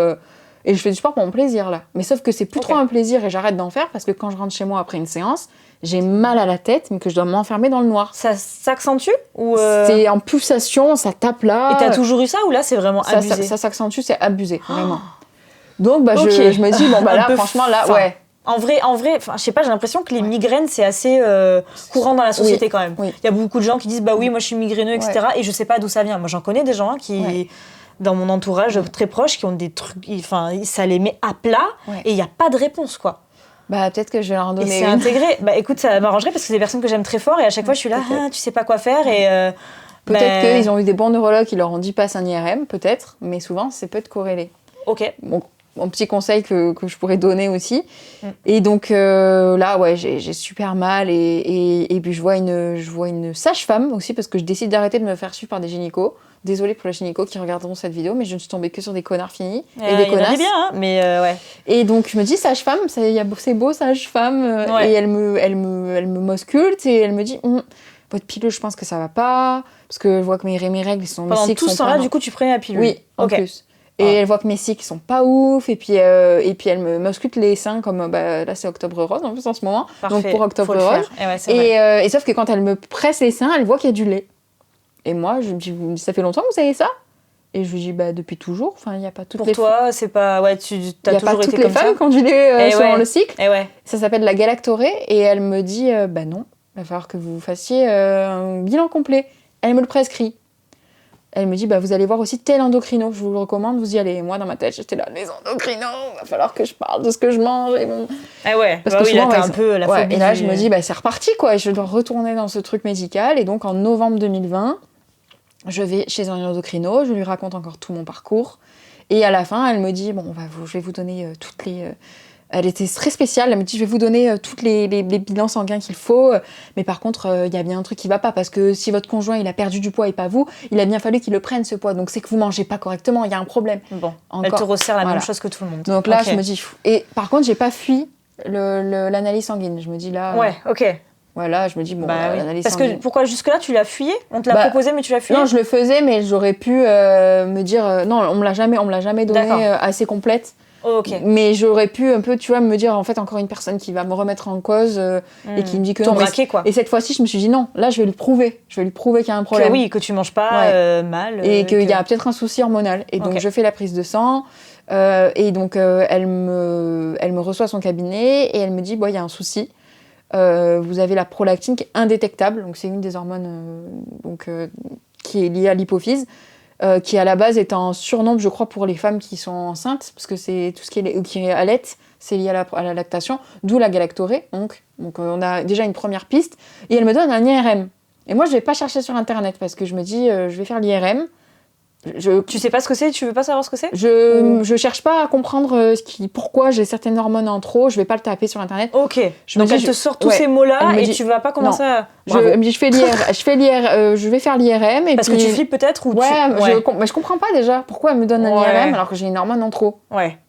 Tu dis si tu vas sur internet, il va sortir des dingueries tant qu'à faire me laisser penser cancer du cerveau. Voilà, c'est ça, tu vas mourir. D'accord. Doctissimo, merci, au revoir. Et donc ce qui se passe c'est que je fais l'IRM et là j'ai pas les résultats parce que quand on sort d'un IRM si on n'attend pas les résultats et la première fois qu'on fait un IRM on nous les donne pas. Par contre j'ai un appel de la médecin peut-être 2 jours après qui me dit urgent vous venez à mon bureau très vite. Aïe aïe aïe. Là tu te dis j'ai un cancer. Bah je sais pas franchement encore une fois tu dis rien tant mieux. Bah je sais pas je suis une grande c'est pire que Doctissimo là quand même. Ouais je suis une grande stressée de la vie mais il y a vraiment cette capacité qui me pose aussi problème pour plein de choses mais à me dissocier de moi-même où je me dis en fait tranquille. Écoute on va voir ce qu'elle a à dire la dame autant. Et donc j'y vais puis elle me dit vous avez une tumeur cérébrale et là genre j'ai un petit moment donc elle te sort le mot comme ça. Mais elle avait aucun tact. Ah mais vraiment. Je vais vous prendre rendez-vous devant vous à la Timone pour aller chez un neurochirurgien. J'étais là, quoi ? Vous pouvez m'expliquer ce que c'est ? Et elle me dit, vous arrêtez la pilule. Et moi, le seul truc que je retiens, c'est vous arrêtez la pilule. Je dis, mais je vais arrêter la pilule, mais comment je fais ? Elle me dit, mais alors, quelqu'un qui a une tumeur aussi grosse que la vôtre à l'hypophyse, mais ça fait des mois et des années qu'elle ovule plus. Elle me sort ça comme ça. Mais toi, qu'est-ce que t'en sais ? T'es sous pilule ? Bah oui, certainement, la pilule, ça... Mais là, je me dis, mais attends, ça fait des années que je n'ovule plus, mais j'ai 24 piges, il y a un souci, là. Et elle ne m'explique pas tout ce qui, en fait, se passe au sein de mon hypophyse. En fait, à ce moment-là, moi, je ne connais rien des hormones, je ne sais pas grand-chose. C'est pas ton métier. Voilà, et donc, elle panique et elle me renvoie chez quelqu'un d'autre. Et donc, je prends rendez-vous chez le neurochirurgien. Dans la journée, là. Elle ne me renvoie pas tout de suite, elle me dit, vous prenez rendez-vous avec le neurochirurgien de la Timone. Donc, je rentre chez moi... Panique à bord et donc à ce moment-là j'étais très connectée à la lune, c'est là que je rentre dans le côté fameuse lune perché. Ils suivront ou ils partiront s'ils veulent. Bon vent ou alors bienvenue. Bienvenue surtout. Et donc ce qui se passe c'est qu'à ce moment-là j'étais très connectée à la lune et je pas que je lui parlais mais j'étais connectée aux pleines lunes et nouvelles lunes et souvent je faisais des vœux, je lui demandais de me donner des réponses par écrit. Très bien. Ouais. Et donc cette fameuse lune, je m'y adresse en lui disant en fait là il faut que je... Qu'est-ce que tu as à me dire quoi ? Et ce qui revient tout le temps c'est deuxième avis.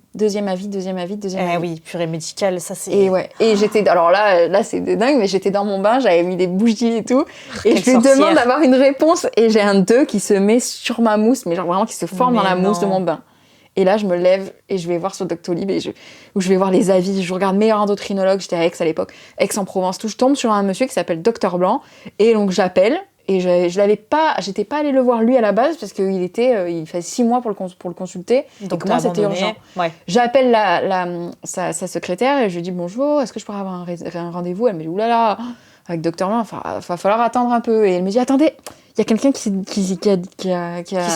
désisté ce matin. Venez ce soir. Merci la lune.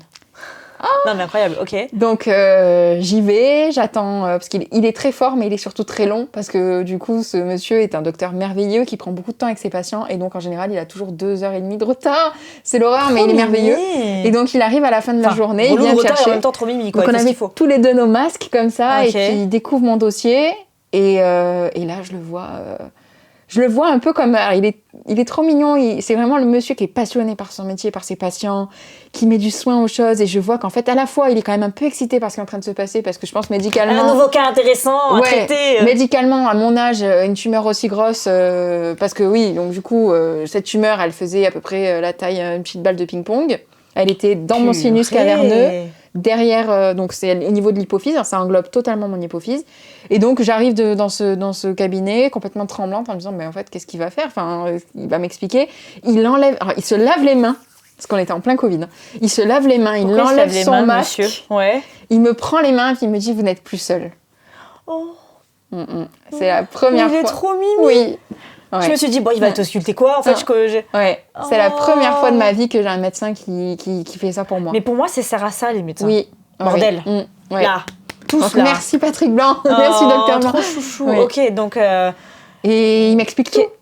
Voilà, dans les détails, pourquoi, comment... Il me dit, je vais essayer de faire simple, mais il me dit qu'en fait, c'est une tumeur bénigne, parce que ça, elle me l'avait pas dit non plus. Donc moi, le mot bénin, il est important quand même, il change tout. Radiothérapie... opération du cerveau, enfin neurochirurgien pour une tumeur cérébrale. J'étais en panique, je me dis c'est bénin. Par contre, ça prend beaucoup de place chez vous. Alors, qu'est-ce que ça a comme conséquence ? Ça vient complètement bouleverser votre système hormonal. Donc, ça vient complètement... donc, le système hormonal est complexe, donc c'est les surrénales. Les surrénales, c'est quoi ? C'est tout ce qui produit le cortisol, tout ce qui va nous aider pour nos défenses immunitaires. Mais moi, j'en avais plus. Donc, tu tombais souvent malade ? Je tombais souvent malade. Si j'avais chopé le Covid à ce moment-là, j'aurais peut-être passé un très sale quart d'heure. Mon opération des dents de sagesse, en fait, pour des personnes qui sont en insuffisance surrénalienne, on est censé leur insérer du cortisol au moment où on les endort. Moi, ils m'ont pas fait.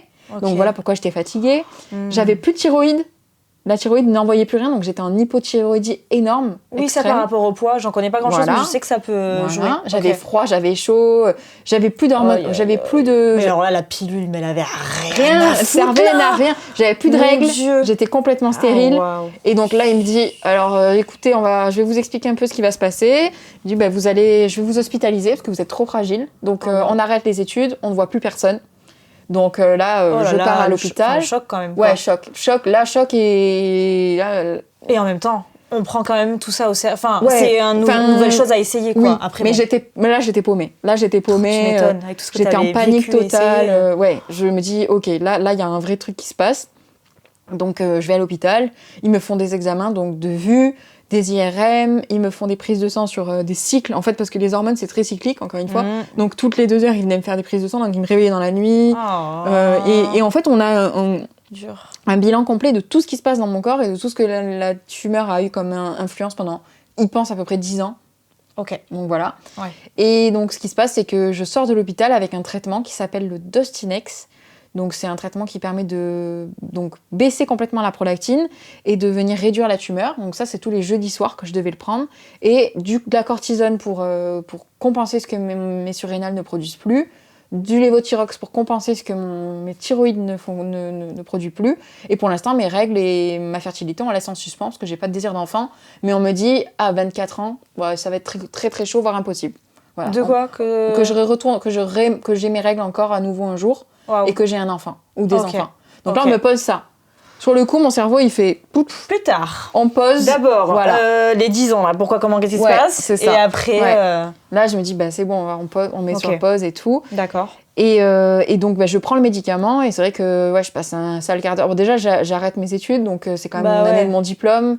Je me retrouve loin de mes camarades qui, eux, vivent leur best life à 24 ans, bientôt 25. Combien de temps ça se passe, tout ça ? Là, j'apprends que je suis malade en novembre et je sors de l'hôpital en fin décembre, début janvier. Oh, t'es restée tout ce temps à l'hôpital ? Alors, je suis restée qu'une grosse semaine, voire 10 jours. D'accord. Mais après, il y a la convalescence liée à la prise du médicament. Parce qu'en fait, le médicament du Dostinex, les premières fois, les effets secondaires, ils sont horribles. Oh, wow. Ah ouais, vraiment, ça a été chaud. Je pouvais pas me lever de mon lit toute seule pendant longtemps, donc je me suis dit, ça va être ça ma vie. Il fait quoi celui-là déjà ? Il réduit la prolactine et il réduit la tumeur. Ah ouais. Et donc forcément, il se passe un truc. Effet, quoi. Tu sens qu'il se passe un truc. Donc c'est des douleurs au niveau de la tête, encore pire que celles que j'avais pu connaître avant. Donc on arrivait déjà au max, mais alors là, c'était le max du max. Et donc, ce qui se passe à ce moment-là, c'est que je me dis, waouh, je vais toute ma vie être comme ça. Enfin, tu sais, c'est un peu... J'avais pas d'interlocuteur. Après, en plus, ça, c'est assez cocasse. Et je me rappelle, je l'ai retrouvé dans des carnets de dessin que j'avais. Mais j'ai acheté des bandelettes pour les diabétiques pour pouvoir me les mettre dans le nez. Parce qu'en fait, je pleurais souvent parce que j'étais triste, et j'étais malade, j'étais fatiguée. Mais en fait, on m'avait dit à l'hôpital qu'il fallait que je surveille que par le nez, j'ai pas du liquide céphalo-rachidien qui coule. Parce qu'en fait, quand tu réduis la tumeur, ça peut créer un espace entre des zones de ton cerveau. Et ça peut venir ouvrir notre petite membrane. Et donc faire couler le sang qui a autour, le liquide qui est autour du cerveau.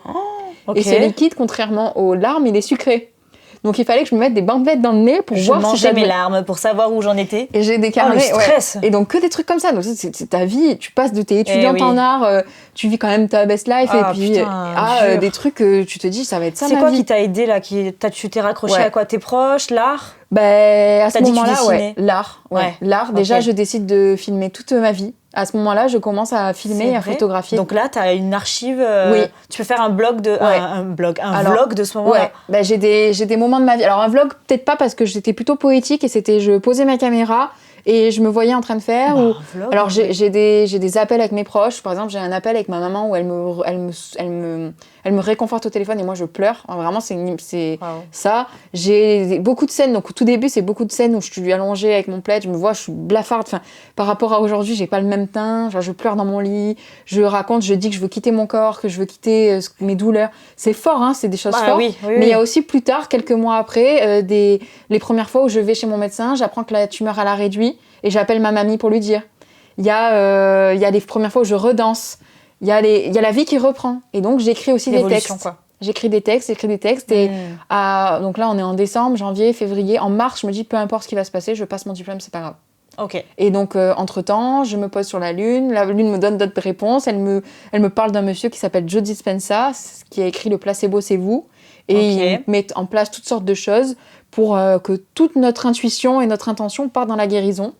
Pour que toutes les douleurs liées à la guérison, par exemple les personnes qui ont des cancers, qui vivent des douleurs de la chimio, eh ben, qu'elles apprennent à se connecter à ces douleurs en se disant que c'est pour les aider. Et moi, c'était pareil. D'accord. Embrasser le truc. Quoi. Ouais, c'est ça. L'embrasser totalement, c'est pas hyper facile, mais juste, Ouais. juste 2 mois après, je vais chez mon médecin, IRM de contrôle, et là, il tombe des nues. Il a pas enlevé le masque cette fois-ci, mais il est hyper. Je me suis dit, mais qu'est-ce qu'il va me raconter? Il va me raconter que la tumeur a explosé dans mon cerveau ou quoi? Tu vois qu'il lit et qu'il est en mode. Il est en mode. Et il me dit, c'est fou, d'habitude, il faut 1 an pour que Ce monsieur blanc, là? Oui. Ok. Il faut 1 an pour que ça réduise autant, normalement. Donc là, il s'est pas passé tant de mois, non? Non, il s'est Entre passé. quand t'as vu le livre, enfin, On va dire que. t'as eu le traitement aussi. Oui, donc, Plus le livre. Ouais, c'est ça. Mais le traitement, bah ouais, il faut 1 an à peu près pour que ça commence à réduire un petit peu. Ok. Là, c'est de manière significative. Je réagis de manière folle au traitement. Et puis, ça a réduit de fou. Et là, il me dit, waouh, ça n'a pas réduit. Il faut savoir qu'un micro-adénome, il y a des gens aujourd'hui qui sont diagnostiqués avec ce que j'ai. Et pour eux, leur monde s'écroule alors que c'est un micro-adénome. Donc, c'est ce que moi j'ai actuellement. Mais Voilà. donc, C'était gros, c'était quoi. un niveau énorme. J'aurais pu Wow. me réveiller et travailler. Ça, je ne l'ai pas dit, mais je suis artiste maintenant parce que j'ai été diplômée, mais j'avance un peu. Mais j'aurais pu me réveiller un jour et être aveugle. Voilà. Parce que ça a touché une partie de Oui, la vision. mes nerfs optiques. En fait, on ouais, m'avait tout jamais simplement. fait de champ visuel. Et j'avais le champ visuel qui était complètement réduit avec une tache aveugle. Bah, ils le font pas, Et ça, non. le champ visuel? Pas, moi, je l'ai jamais. Toi, t'avais les lettres, les conneries comme ça. Oui, et- c'est ça. Et le champ visuel, c'était dans un truc et t'as des points qui se déplacent.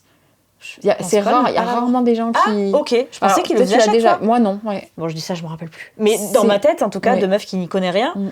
ça me paraît plutôt logique de faire la vue, de loin, Oui. de près, et le champ. Oui. Bah, moi aussi. Mais je sais pas, rajoutez-le, non? Mm. Ça prend quoi Voilà. Acheter, ouais, peut-être il y a une machine à acheter, je sais pas quoi, mais ça me paraît Ouais, pas bah, fou c'est de un spécialiste regarder en ça, quoi. plus et Ok. une grosse machine aussi, mais voilà. D'accord, ok. Donc J'y là, connais rien. j'aurais Pardon. pu être aveugle, donc voilà. Donc, Ok, soit. Ça se passe, c'est comme ça. Ouais. Et donc là, le médecin me dit, mais waouh, ça a réduit de fou. Et donc à ce moment-là, je me dis, bah, je vais passer mon diplôme. Et donc j'ai travaillé tout autour de cette question-là pour mon diplôme. J'ai écrit un texte sur ce qui m'est arrivé. Et avec derrière moi les images des mois entiers que j'ai traversés. Et j'ai passé mon diplôme. Alors ceux qui ne connaissent pas les écoles d'art, ça pourra vous paraître bizarre, mais le diplôme d'école d'art, c'est on passe, on va dire 45 minutes devant un jury de professionnels du monde de l'art et on vient parler de notre parcours en école et de notre futur travail d'artiste avec des pièces, et on explique nos pièces, nos installations et tout ça. Et moi, j'ai passé ce fameux diplôme avec un ballon de baudruche sur la tête. Comme ça, au-dessus, planté dans mon chignon. Donc, tac, et là, t'avais le ballon. J'avais le ballon. Ok. Ouais. Il était planté dans mon chignon. Et en fait, au début, forcément, les jurys, alors, ils ont l'habitude des Qu'est-ce qu'elle fait, fanfreluches. Ils ont l'habitude, hein, Encore une Beaux-Arts, hein. fanfreluche, hein. Ils ont l'habitude des dingueries que les étudiants en art font, parce qu'on est tous les plus originaux les uns que les autres. Mais... Bon, on s'ennuierait sinon. Et ils regardent, et puis après, ils oublient. En fait, ils se disent, c'est là, mais je le vois pas. Ok, et là, il y a une métaphore derrière. Et oui. Ah, la dame. Jusqu'à ce que je passe de toute ma scolarité des Beaux-Arts, tout ce que j'ai fait pendant les 5 ans avant de découvrir la tumeur, avec le ballon, on parle pas de ça, et puis on monte, et là, j'arrive dans une salle noire, et sous une douche de lumière, je raconte le texte, derrière moi, il y a les images, le ballon, il est complètement éclairé. Ils ont pleuré ou pas? Oui, tous. Voilà. J'allais dire, parce qu'ils ont pas de Et- cœur s'ils pleurent pas, je pense. Et à Ok. la fin, et en fait, je racontais tout, donc décembre, janvier, février, mars, avril, mai, juin. Et en fait, à chaque fin de petit paragraphe de poésie, je disais, on est en juin et moi je suis ça et la tumeur est comme ça. Donc ça commence, moi je suis petite et la tumeur est grande. Et à la fin, je crois que c'était, on est en juin, la tumeur est morte et moi je suis guérie ou moi je suis en vie ou un truc comme ça. Et j'explose le ballon et il y avait plein de paillettes dedans. Oh mon Dieu, il y a une fin en plus en mode une belle fin quoi. Oui. Oh waouh. C'est ça. Donc ça sert à quelque chose d'être un artiste quand même. Hein. Ouais, il y a ça un t'a truc... servi quoi. Oui. Il y a eu incroyable. Il y a eu ça et beaucoup de solitude aussi parce qu'on était pendant le Covid, mes proches étaient loin, je pense que j'ai ressenti leur stress mais à la fois pas vraiment. Ouais. Et puis après tout s'est enchaîné parce que j'ai été diplômée. Ce que j'ai pas dit c'est qu'à ce moment-là je perds quasiment je passe de 80 kilos à 60. Donc et je me redécouvre un corps, je me redécouvre la vie en fait, je me dis mais en fait à quoi ça sert d'avoir peur? Là, je fonce, je suis jeune diplômée, c'est l'été, je pars en vacances. Et mon conjoint de l'époque ne suit pas. Il a été très perturbé avec l'autre Camille, l'ancienne Camille. Ouais. Il est très perturbé aussi parce que je pense qu'il a traversé avec moi des choses très dures. Il ne savait pas trop comment m'aider. Il me dit que lui, il était aussi beaucoup dans la culpabilité. Pourquoi il est malade et pas moi? Ouais, tu m'étonnes. C'est dur pour lui aussi, ça a dû être pas franchement, facile, c'était quoi. horrible. Ouais. Sauf que j'allais mieux et du coup, j'avais une envie de vivre qui était trop forte par rapport à le stade de notre relation aussi. Ouais. On était dans 10 ans de relation et très très exclusive, très fidèle, de 2 enfants et puis on n'a pas évolué du tout de la même manière. Et donc très peu de temps après, finalement en novembre, donc quasiment 1 an après avoir découvert la maladie, je me sépare de ma relation de 10 ans. Et en plus de ça, 10 ans, ça correspond pas mal à le temps où on avait peut-être imaginé que j'avais la tumeur. Enfin, c'est très complexe tout ça, mais voilà. Ouais. Et très peu de temps après, je rencontre celui qui va être mon mari. Donc, la nouvelle Camille, il y a eu un gros shift, quoi. Waouh. Bah oui, c'est ça. Ouais, vraiment. T'as ouvert plein de portes. Il y a des réponses qui ont été amenées là où t'en avais besoin, des réponses que t'attendais même pas pendant des années, parce que tu savais même pas que c'était ça dont t'avais besoin. Enfin, c'est ça. Puis la lune, en fait, je me suis rendu compte que c'était peut-être pas la lune, que c'était pour moi, en tout cas aujourd'hui, c'est Dieu. Enfin, il y a quelque chose. J'ai découvert la foi. Moi, je faisais que me dire, en fait, il est où Dieu là avec moi? Je comprends pas. J'ai galéré depuis que je suis toute petite. Et puis, il y a une belle métaphore, c'est qu'il y a, alors je sais plus exactement qui c'est, mais en tout cas, c'est comme si j'étais arrivée en haut de la montagne après avoir vécu tout ça et que je me retournais et je me dis, mais Dieu, il a jamais été là. Il y a que 2 pas.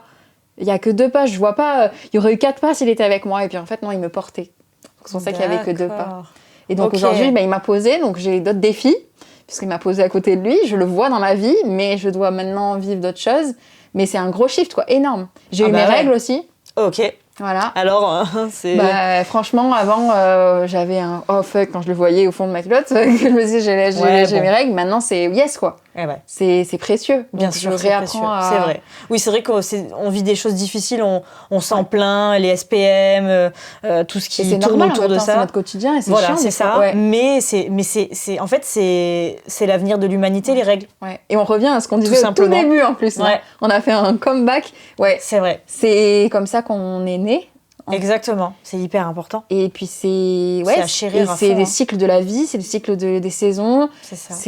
Moi aujourd'hui je le chéris et puis c'est pas encore tout à fait réglé parce que le poids c'est encore un défi pour moi, mon image avec moi-même, les hormones fait que oui je suis guérie, mais je resterai toujours quelqu'un qui est en chair, qui est pulpeuse et ça il faut que je l'accepte et c'est aussi pour ça que je suis là parce que c'est la première fois du coup que je vais vivre un shooting où je m'expose, je me mets à nu, aussi bien je donne mon histoire que je donne à voir qui je suis entièrement. Donc voilà quoi. Mais il y a un sens de fou. Oui. C'est hyper fort tout ce que tu me racontes et en plus t'es rayonnante quoi.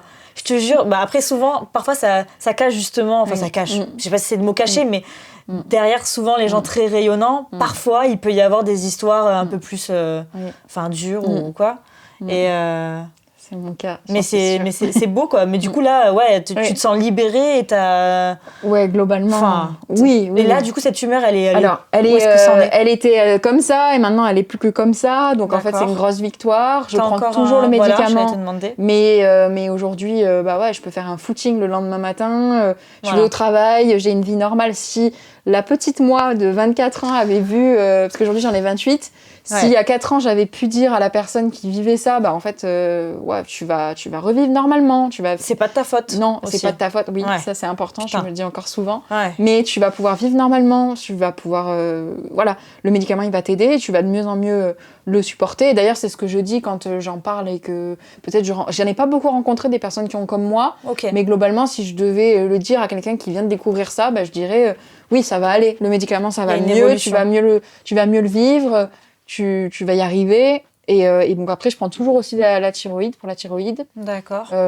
Quoi d'autre bah, c'est encore quand même un peu en dents de scie parce qu'il faut surfer avec les certains symptômes qui peuvent des fois revenir, avec aussi la frustration de me dire bah, en fait pourquoi je suis pas mince alors si Oui, ça revient toujours. Ouais, mais en même temps, le poids Et de ça, tout ce que tu as vécu, ouais, de oui. la société, Ouais. de. Et tu vois, on dit le poids de, c'est pas bête, C'est mais vrai. Bah et oui, c'est pour ça maintenant c'est pas pour rien. thérapie. Effectivement, là j'étais obligée d'être suivie, j'ai une super Ok, ouais. thérapeute Super. et donc je suis accompagnée là-dessus et et puis aussi ouais chérir l'amour de moi-même, le regard que je peux avoir envers moi. J'ai aussi un partenaire qui m'y aide beaucoup. Ça aide. Hein. Moi, j'avais une croyance que c'était que, en fait, ouais, quand on est grosse, on mérite pas l'amour, mais c'est des choses à la con. Enfin, moi, voilà, c'est tout bête, mais si la petite fille ou la jeune ado que j'étais, elle voyait la gueule de mon mec maintenant, le mec, il est baraqué comme Elle ça. te serrait la main, genre bravo, Ouais, félicitations. mais en fait, et j'ai encore des copines à moi qui pensent, je vois des trucs sur TikTok, genre, c'est des nanas qui mettent des vidéos du genre, mon type de mec, alors c'est des gros mecs, genre go muscu, et puis à côté, mon problème. Le slide d'après, c'est mon problème, et c'est elles. On les voit juste, elles ont des formes. Oh waouh, c'est violent. Et c'est une violence, Bah, et bien ça, sûr. c'est republié. C'est de la maltraitance. Et en fait, je me dis, mais il y a des copines à moi qui pensent ça, et je me dis, mais j'envoie façon tout mon TikTok, amour. Elles trouveront la personne qui les aime telle bien qu'elle est. sûr. Mais bien avant sûr. tout, c'est à nous de nous aimer nous. Et ça, c'est un parcours C'est dur, hein. all life. Ouais, hyper dur. Ouais. Peu importe d'où on vient. De toute façon, on a tous nos problèmes avec. Le rapport au à corps. certaines échelles, ouais, c'est clair. Mais Et tu te reconnais dans ça aussi? T'as eu des moments où ça a été plus ou moins difficile? Ou c'est pas... On a plein de problèmes, mais des fois, on a des problèmes qu'on n'a pas. Tout simplement. Tant mieux, sinon ce serait trop... Ouais, non, moi, j'ai pas eu de problème de... Enfin, il y a cette histoire de grand front. Ouais, Ça, c'est con, mais ça a été dur parce que j'étais toujours en mode non, il faut que je cache, il faut que je machin, tout ça. Le fait que je sois petite, ça m'a pas trop fait chier, même si parfois on a essayé de me piquer là-dessus. Mais toi, si c'était OK pour toi, en fait, on C'était a un peu OK pour piqué moi. quand c'est OK, ça Ouais, bon. c'était OK pour moi. Et j'ai beaucoup de chance, j'ai jamais eu de variation de poids dans ma vie. J'ai toujours été petite et menue. Ouais. Voilà. Ouais, c'est amorpheux. Et puis, Ouais. Voilà. Donc, franchement, à ce niveau-là, j'ai rien à redire. C'est plus le harcèlement qui m'a marqué, ouais. La confiance en soi, savoir où on va, s'imposer. Et ouais, s'aimer et vivre l'instant présent. Moi, c'est ça qui est mon combat. T'étais trop dans le passé ou trop dans l'anticipation? Toujours, ou toujours dans... l'anxiété, souvent, c'est ça, tu vois. Oui. C'est de jamais être vraiment là, c'est d'être vraiment dans l'autre. Ouais. T'es soit là-bas, ça n'existe pas, donc tu sais pas, soit t'es derrière et c'est déjà passé, tu n'as aucune prise là-dessus. Donc, tant qu'à faire, kiffe. J'ai l'impression que c'est nos apprentissages de vie, c'est nos histoires, on a tous un truc. On n'est pas là pour rien. Je pense que c'est vraiment ce qui me reste maintenant, c'est que nos trajectoires de vie, quand on réussit à s'en sortir, parce que malheureusement, et c'est aussi pour ça que j'ai décidé de faire ce podcast avec toi, il y a des personnes qui n'ont pas la chance de le faire. Il y a une petite fille, là, par exemple, qui s'appelle Sarah, qui s'est suicidée, elle avait 9 ans. Elle s'est suicidée à cause du harcèlement qu'elle vivait à l'école, il y a très peu de temps. Et je sais que là, je veux tout faire pour que ça change, parce que en fait, c'est notre trajectoire de vie quand on peut s'en sortir. Donc déjà, il faut se faire aider. Et ensuite, il faut en parler. Et pour cette petite fille et pour sa mémoire, moi, je veux absolument inciter tout le monde à le faire. Mais il y a une pétition pour que la grossophobie rentre dans la loi. Et pour qu'on puisse enfin se battre contre ça et faire en sorte d'avoir des moyens pour le faire. Et c'est une femme qui s'appelle Harmonie Albertini qui la porte, qui a vécu un gros épisode de grossophobie là, cet été, ou une histoire de fou. Okay. Donc je vous invite à aller voir si jamais. Mais en tout cas, c'est elle qui porte ce projet-là. Donc c'est une pétition qu'elle va emmener devant l'Assemblée nationale pour que la loi elle soit enfin ferme à ce sujet et que la grossophobie, ce soit pas juste des histoires de gamins. Enfin, le harcèlement, dans tous les cas, c'est pas le cas, mais encore plus, quoi, pour justement faire en sorte que ça change et qu'il y ait plus d'enfants qui croient que c'est leur faute, ou d'adultes non plus. C'est ça. Mais c'est à nous, parents, là. De toute façon... Oui. Combien de fois je regarde ma fille et je regarde plus du tout les enfants de la même manière dans ma vie, en fait. Ouais, déjà parce que je suis mère et aussi parce que quand je vois les enfants, parfois j'ai les larmes aux yeux, j'ai des frissons et je les regarde juste, ils sortent de l'école ou ils marchent dans la rue, quand il y a des troupeaux d'enfants, je les regarde et je me dis mais c'est eux l'avenir, quoi. Oui. C'est tellement fort, et du coup j'ai envie de leur faire des câlins, j'ai envie de leur dire ça va aller, surtout les petites filles, à chaque fois que je croise une petite fille, moi je suis pas croyante, mais je me dis j'espère qu'elle va avoir une belle vie, j'espère qu'elle aura... Je reste dans le positif parce que dire pas de trauma, c'est une prière. C'est négatif. Mais ouais, c'est ce que tu fais. Ah oui, j'envoie des trucs même et j'espère que c'est physique. Ouais. Quoi. Mais c'est des j'envoie des c'est ondes, l'énergie de l'amour. Elle est... Exactement. Ça, c'est universel. Et je prie. Et je me dis, mais c'est tellement important ce que eux ils vivent. Donc ce que nous on dit à nos enfants, c'est super important. Et c'est voilà d'expliquer que il faut pas juger,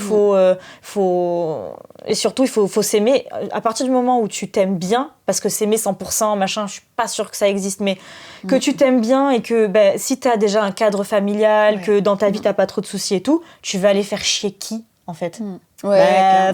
Oui, c'est clair. Oui, alors après, on est ado, on est adulte, on est enfant et ado, c'est ça que je veux dire, de la construction, donc parfois suivre des gens qui moquent et tout. Mais même moi, je l'ai fait quand j'étais ado, je m'en suis rendu compte, je me suis dit, la honte. Ouais, il y a un mec qui avait un surnom parce qu'il avait fait, je sais pas pourquoi. Et moi, je me rappelle, je m'amusais à dire ce surnom-là et je rentrais dans... C'est la seule chose que j'ai faite. Groupe, en fait. Mais je m'en suis voulu, tu vois. Et je sais que pourtant, j'ai pas été élevée comme ça et j'avais pas de soucis avec moi-même et ça allait dans ma vie. Pour autant, je disais ce truc-là, tu vois. J'envoyais des petites piques, des machins, de choses que je savais même pas pourquoi on l'appelait comme ça. Et j'y allais, tu vois. Donc, preuve que c'est la facilité, en fait, d'être dans un groupe, de machin. Ouais. Comme quoi, c'est hyper insidieux. Mais c'est facile, c'est hyper facile. Et du coup, je me dis que si nous, parents, on en parle, qu'à l'école, on en parle énormément, que c'est hyper cadré, que les profs, tac, ils sortent sur le truc, ils sont au courant, etc. Déjà, juste pour parler de l'aspect scolaire, je me dis que peut-être on va avancer aussi si on en parle à la télé aussi. Oui. Là, YouTube, TikTok. TikTok, ça fait peur quand même parce que il y a des dérives aussi. Enfin, moi, j'y suis pas. J'ai publié juste là, ce que une vidéo rapide. Enfin, rapide, non, d'ailleurs, un peu... J'ai publié une vidéo de 3 minutes 15 exactement sur TikTok, il y a de ça à peu près 2 mois, peut-être un peu moins. Et d'ailleurs, j'ai eu énormément de commentaires qui me disent « Ah, bref, frère, c'est trop long. » Mais je dois répondre de 30-10 minutes de... tu regardes pas, c'est trop long, tu swipes. Voilà, 10 ans de vie en juste 3 minutes pour dire justement en fait, écoutez, il s'est passé ça dans ma vie. Juste, allez faire des prises de sang. Voilà, je leur ai dit, à ceux qui font des régimes, etc., allez faire des prises de sang. Et elle a énormément buzzé et je suis contente. Et j'ai déjà plein de gens qui m'ont dit « Merci, grâce à toi, je suis allée faire des prises de sang. » Il y a une nana qui m'a dit « Merci, je suis allée voir un endocrino, j'ai comme toi. » Oh. Et donc déjà ça. Et j'ai juste pour une personne, tu dois être trop heureuse. Alors je m'étais dit pour une personne et exactement. En fait la vidéo ça a pris beaucoup plus que j'espérais, c'était pas du tout ce que je voulais faire à la base. Je m'étais dit je le fais juste pour une personne, juste pour changer les mentalités et résultat merveilleux. Ouais, je suis choquée. J'ai l'impression d'avoir une responsabilité. Donc, ça t'a amené jusque là en fait ouais, quoi. c'est ça. C'est terrible quand il t'est arrivé quelque chose de grave et que justement tu prends le contre-pied et que tu veux aider les autres avec ça, il y a quelque chose de très beau là-dedans et en même temps c'est triste quoi. Pourquoi t'as vécu ça et en même temps maintenant ça va servir à d'autres. Ouais, c'est ça. Ça se trouve tu vas couper des espèces de chemins qui étaient en train de partir. Là tu vas hop. Et peut-être que c'est pour ça que je suis tombée malade. Je devais transmettre. Écoute, du temps que pour toi ça a un sens et qu'aujourd'hui ça t'aide et que toi, dans ta vie personnelle, ça t'aide et que ça peut aider d'autres personnes, en fait, c'est un beau chemin de vie, tu vois. Et c'est que le début, je veux dire, c'est cool, heureusement, t'es jeune et t'as pas capté tout ça. Et aussi, t'as eu la force de chercher, quoi. Ouais, tu vois, tu t'es battue. Ouais, c'est là que je me dis qu'il y avait quelque chose de plus, quoi. C'est ça. T'as été vachement, comment on dit, victime de ces gens qui t'ont harcelé, de la société, de tout ce qu'on dit sur les personnes grosses, tout ça. Et en même temps, tu t'es battue. Alors, c'était pas le bon combat, tu savais pas lequel te choper, quoi. Mais j'ai quand même essayé de sortir de la position de victime au plus possible en me disant, en fait... Parce que il faut y rester, c'est paradoxal, mais c'est vrai que ça peut paraître confortable de se dire j'ai une étiquette, je suis malade, j'ai pas trop fait de démarches, et je blâme pas ceux qui le font, mais je me suis dit en fait je vais pas forcément aller déposer un dossier à la MDPH ou me dire je vais rester là-dedans. Pas de le faire aussi. Ouais, c'est ça. Et je me suis dit comment je peux prendre pied, en fait passer de la victime à la résilience aussi. Et c'est comme ça que peu à peu j'ai continué, j'ai réussi, mais ouais c'est comme ça et voilà, c'est comme ça. Merveilleux. Oui, vas-y Jean-Jean, que ça filme ? Ouais, ça filme toujours, ça c'est merveilleux. Parfait, en plus. Okay. Je sais pas comment tu veux conclure, parce que je trouve on va conclure. On a plein de boucles. Là, il y a de quoi conclure. Il reste qu'à... Ouais, t'inquiète, la conclusion, on va pas... Merci. Allez, ça marche. Ok, bah c'est les mots parfaits pour conclure, du coup. Bah c'est bien, ça finit sur... Enfin, ça finit. Il n'y a pas à finir. Ce podcast finit sur une note positive. Toi, ça continue, encore, on verra bien exactement. ce qui m'attend. Parce que là, c'est quoi, du coup, le but, c'est de la réduire en cendres, là, cette tumeur. Ouais, c'est ça. De retrouver ton corps. Oui, de retrouver, en tout cas, non, d'apprendre à aimer mon corps. Ok. Peu importe comment, d'accepter que c'est mon image, que c'est une femme pulpeuse, que ça ne m'empêche pas d'être en bonne santé. Mais t'es très belle en plus. Merci, mais ça, il faut que ça rentre dans ma tête. Ah oui, attends, alors je t'en mets une couche, on commence par là.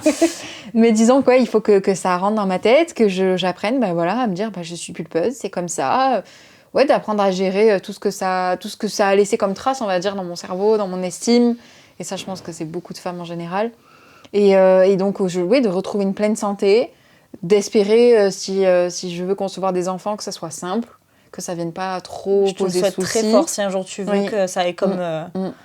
Donc voilà, je le souhaite. Et de vivre une vie... je me rends compte à quel point la vie, elle est précieuse aujourd'hui, après avoir traversé tout ça. Et que si ça peut changer, moi, vraiment, plus que jamais, je veux que ça soit une manière de transmettre, de dire les choses. Je sais pas comment, peut-être, je me souhaite d'écrire un livre. Mais c'est ça. Je pense que ton art va peut-être évoluer. Et puis, de toute façon, toi, tu vas évoluer dans ta vie différemment puisqu'il y a tout ça qui s'est passé et qu'il y a encore un autre après, comme on est en train de le dire. Et peut-être que ton art, lui aussi, va parler autrement à travers tout ça. C'est merveilleux. Tu as tellement de choses à faire, là, de Oui. Si ça te porte trop possible. Trop bien. Parfait. Trop bien. Écoute, merci beaucoup. Merci à toi pour tout ce que tu nous as offert là. Franchement, s'il y a, ne serait-ce que grâce à ça, encore une personne qui peut-être découvre qu'elle a peut-être c'est quoi du coup, c'est une maladie? C'est un adénome hypophysaire. Ok. Voilà. En tout cas, si elle a la même chose que même toi. Même une personne qui a un combat compliqué dans l'errance médicale par rapport au poids, ou même quelqu'un qui découvre l'alimentation intuitive, je sais que rien que juste ça... On a parlé de pas mal de choses, là, peut-être des clés à... C'est concret. Trop bien. Encore merci à toi. Merci à toi. Et puis maintenant, on va faire des photos. Oui. Allez, voilà. En couple. Bravo. Merci.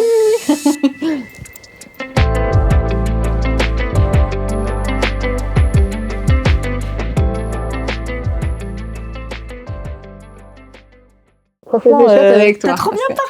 Merci. Mais ouais, c'était clair. En parler encore plus, c'était très clair. Bon, parfait. C'est la première fois vraiment que à part la vidéo TikTok, que je m'exprime longuement sur ça. Il y a même des trucs très bien. Merci. Ouais, et toi, t'es une super intervieweuse. Tu emmènes bien. On est toujours revenus à l'endroit où on était. Oui, mais toi aussi. On s'est aidés toutes les deux. Parfois, j'ai senti que c'était un travail commun là. Bon, trop cool. J'étais pas toute seule et dès qu'il y avait quelque chose qui avait besoin d'être amené, hop, t'étais là et moi aussi. Chouette, franchement, ça c'est bien. J'ai été dans un flow là. Tu sais ce que c'est le flow créatif. Là, j'ai été dedans là. Je suis pas sortie beaucoup. Peut-être une ou deux fois, je me suis dit, faut que je pense à dire ça. Mais c'est pas arrivé moi beaucoup. non plus. Après, c'était parti. Bon, trop bien. Faut que j'arrête le truc. C'est le mien ou c'est le tien? Comment on fait?